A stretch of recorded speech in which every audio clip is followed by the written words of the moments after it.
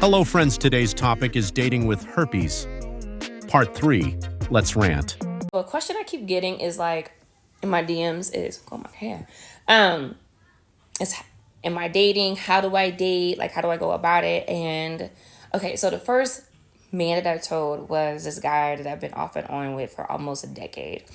Um, I told him about everything, the girl, the miscarriage, the herpes. He knows the whole nine, and has treated me no different. And to be honest, he's a little bit judgy. So I was kind of like, I was very shocked at how well he took to it. He told me it's just like no big deal. He was just like, you just got to make sure that you're being responsible moving forward.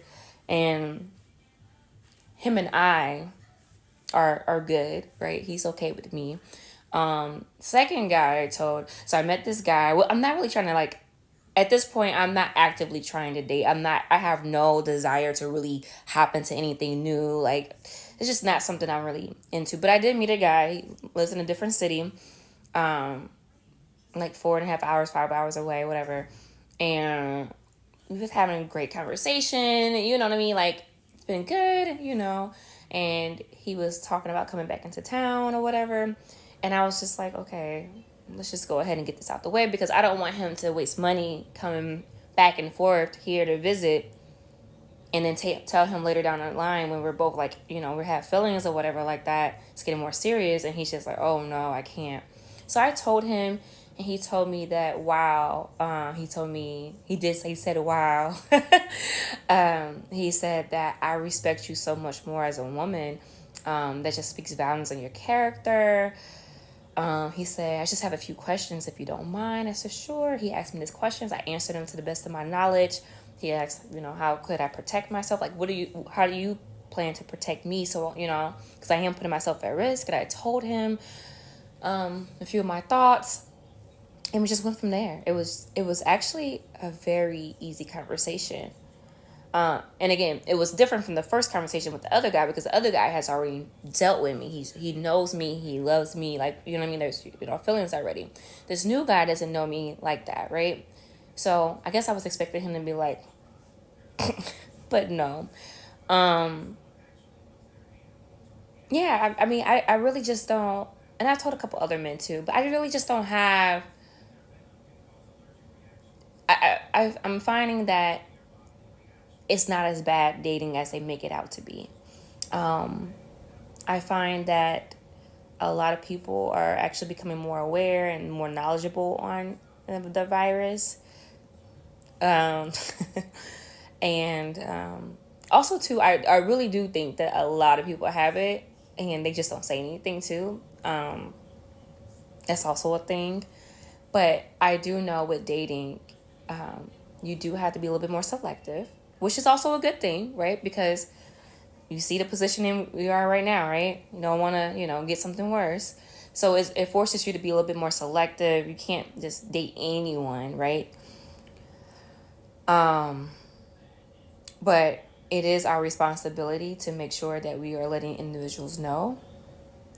I don't think that you need to let them know like right away, but the moment you think that this could go somewhere, before it gets too serious, I think that there should be a conversation. And also remember, even if they don't want to continue, that's okay. I feel like they would 100% respect you for even telling them because most people don't even have the courage to tell their partners, which is why a lot of us are in the position that we're in because our partners concealed that information from us and now we are here. But no, dating is fine. No, like just put yourself out there. Take it one day at a time. Like I said, be super selective. Maybe try telling someone that you used to date just to kind of, test the waters with their response, just so that when you meet another, like a brand new person who has no formal knowledge of you, it might be a tad bit easier. But yeah, no. It has had no impact on my dating life. I've been on dates with different guys since I've been single. Nothing serious. I'm just, getting to know people. Yeah, I mean, dating's normal. I have herpes too, and one actually, but it does not affect my dating. But it used to, because I used to experience so much shame, and it felt like I was not worthy of love and affection and attention and having like a thriving sex life, because I thought that I was damaged and broken and gross. Here are 3 things that help me fix that. So I'm going to like a girly event tonight with 2 of my friends. Which purse should I bring? This I thrifted. We have like a little vintage Louis. It's my favorite to bring on dates because I don't bring cards. Or we have a vintage Coach. I don't know. The first thing I did was not allow herpes to define my worth. And how I did this was really got into the nitty gritty of it and realized that herpes is just something that I have. It is a skin infection that I manage with Valtrex that I take every single day. And also, like, most people in the world have it. And by have it, I mean like 70% of people have oral herpes, like cold sores. That typically is not passed down from, sexual interactions. It's oftentimes passed from family members without them knowing. About like 20% of people have it down there, which again, that's like 1 in 5 people. So you are likely to already have been with someone or slept with someone who has it. And you might already have it yourself, because most doctors and practitioners do not test for it because it's so common. So even when you think you're getting all of it, you're not actually getting this one. Second thing I did, have conversations early on in dating. And for me, I got too anxious and I felt very not confident having those conversations in person. So what I did instead was put my status in my dating profiles. Now I know not everyone feels comfortable publicly disclosing like that, and like that's totally okay, whatever you're comfortable with. But being able to do it over text, especially with someone that you don't even know, their opinion of you does not matter. It can help ease into starting those conversations. And if you need help on these scripts on how to have them, head to my profile and check out my intimacy guide. I have a whole list of disclosure tips and scripts. What I also will have the conversation over text. And I kind of lump that in with like sexual health. Like, when was the last time you were tested? Like, what birth control methods are you using? And also talking about like fantasy, interests, desires, because sexual compatibility is compatibility. And regardless of the type of relationship, you should make sure that you're on the same page for that too. Because the top 2 reasons that people break up is financial reasons or sex.